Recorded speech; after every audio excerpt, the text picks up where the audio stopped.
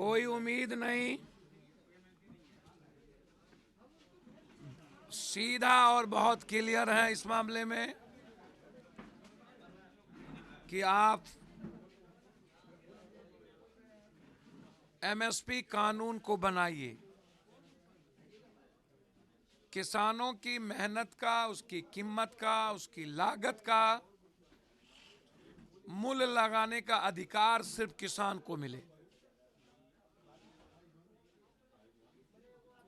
जब दाल में आप 1.5-2 लाख करोड़ रुपया कमा सकते हैं जमाखोरी करके, जबकि वो कानून नहीं था, तो जब आप कानून बना लीजिएगा तब तो पूरे देश के फसलों को, सब कुछ को आप जमा करिएगा।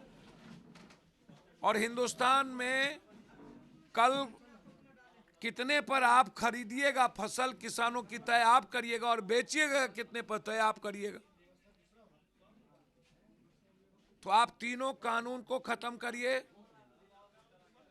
एमएसपी कानून को बनाइए, कृषि को उद्योग का दर्जा देने की तैयारी करिए।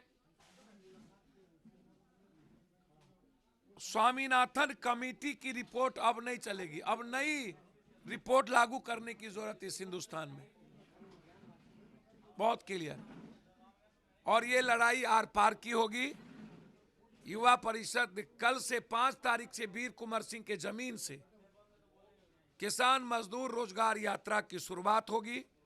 23 को युवा परिषद राजभवन घेरेंगे और 26 को झंडोत्तोलन के बाद हर जिले में ट्रैक्टर मार्च निकालेंगे।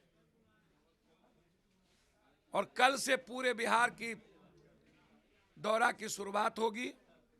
5 तारीख को बाबू वीर कुंवर सिंह, और उसके बाद 14 तारीख के बाद पूरे बिहार के दौरा की शुरुआत। कोई पार्टी झुकने को नहीं, ना सरकार ना किसान, कोई झुकने को तैयार नहीं है। सर, किसान को तो करो और मरो, सरकार क्या होती है इस देश में?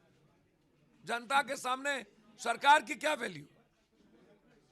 जनता सरकार के लिए बनती है, सरकार जनता के लिए नहीं है। सरकार जनता को थोड़ी बनाती है, जनता सरकार बनाती है। इसलिए बगैर किसानों के सवाल पर अब कोई लड़ाई अब रुकने का नाम ही नहीं करो। इसलिए तो सुभाष चंद्र बोस की जयंती के दिन ये इतिहास लिखने की तैयारी शुरुआत। वैक्सीन की बात करते हैं, 2 वैक्सीन की परमिशन मिल गई है, लेकिन वैक्सीन के बारे में कुछ लोग बोल रहे हैं कि भाजपा की वैक्सीन। सर, मार्केटिंग कर रहे हो ना, वैज्ञानिकों को भाजपा बना दोगे, अब्दुल कलाम को भाजपा बना दोगे, हर चीजों में आप स्वयंभू नेता बनिएगा, हर चीजों में Superman, super power, I am the god. Modi ji, हम लोग आदमी रह जाएं, गॉड क्यों, सुपरमैन क्यों?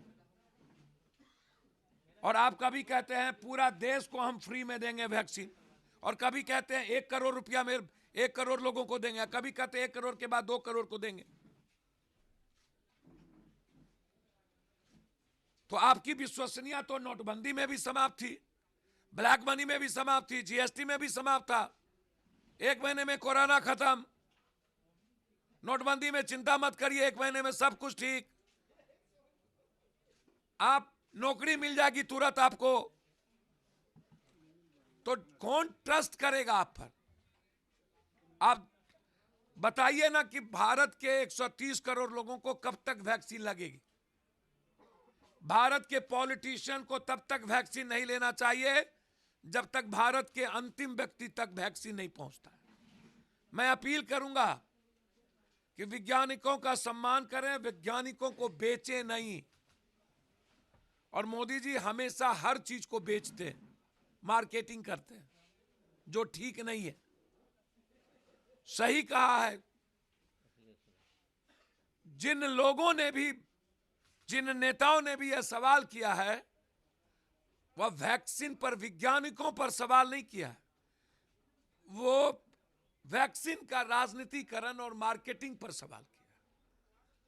तो वैक्सीन का राजनीतिकरण और व्यक्तिवादी मार्केटिंग ना हो, वैसी वैक्सीन की जरूरत नहीं है जो बीजेपी अपनी पार्टी को वैक्सीन बना दे।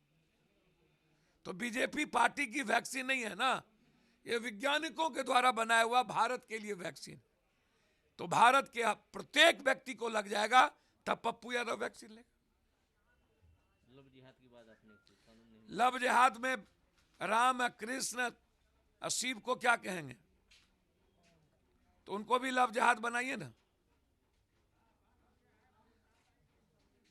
और ये नफरत बनाने वाली कानून, लव जिहाद में कौन नेता है जिसके घर में बेटा बेटी प्यार नहीं कर रहा है और जिसका शादी नहीं हुआ है? नाम गिनावे क्या? तो पहले लव जिहाद का कानून उसी पर लगाइए। कौन ऐसा बड़ा घर है, पूंजीपति पदाधिकारी का घर है, जिसका बेटा बेटी सबसे ज्यादा मोहब्बत नहीं करता है? कौन ऐसा मंत्री एमएलए एमपी जिसका बेटा बेटी प्यार नहीं करता है? लव जिहाद को जाति धर्म से क्यों जोड़ रहे? दो लोगों के जिंदगी जीने पर भी कानून, प्रेम पर भी कानून।